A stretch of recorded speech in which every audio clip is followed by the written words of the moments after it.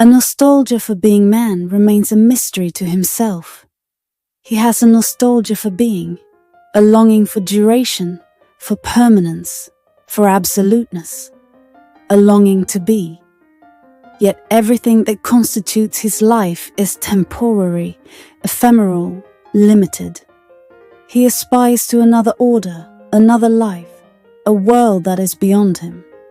He senses that he is meant to participate in it. He searches for an idea, an inspiration that could move him in this direction. It arises as a question. Who am I? Who am I in this world? If this question becomes sufficiently alive, it could direct the course of his life. He cannot answer. He has nothing with which to answer. No knowledge of himself to face this question, no knowledge of his own. But he feels he must welcome it. He asks himself what he is. This is the first step on the way. He wants to open his eyes. He wants to wake up, to awaken, the life force. We wish to live, to be in life. From the moment we are born, something in us seeks to affirm itself in the outside world. I want to be heard and seen, to devour the world. At the same time, I do not want to be devoured. I want to be first, always. But all too soon I encounter the resistance of the world, and the basic impulse of self-affirmation has to take others into account. My affirming often assumes curious, even though come on forms such as self-pity or a refusal to express oneself. I wish to live, I agree with life. I do everything to live, and this same force maintains the life of my body.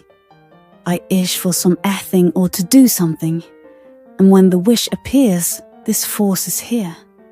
It impels me toward manifestation.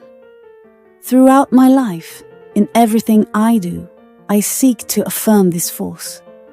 There is no act, however small, that is not an affirmation. If I speak to someone or write a letter, I affirm this force. I affirm my intelligence. Even if I merely look at someone, it is this force. If I hang up my coat, it is this force. Behind this unbridled affirmation, there is surely something true. This force in me is irrepressible. At the same time, I do not know what the affirmation is based on. I believe I am affirming myself. I identify with this force. Yet even though it is in me, this force is not mine. And in affirming it as my own, I do not see that I separate myself from it. In wanting to attribute its power to myself, I cut off its action. I create an inner world that is deprived of the action of this life force. My sense of I, of myself, is heavy and inert. We need to see our childishness in relating to the life force, always wishing to have more. The child wants to have, the adult wants to be.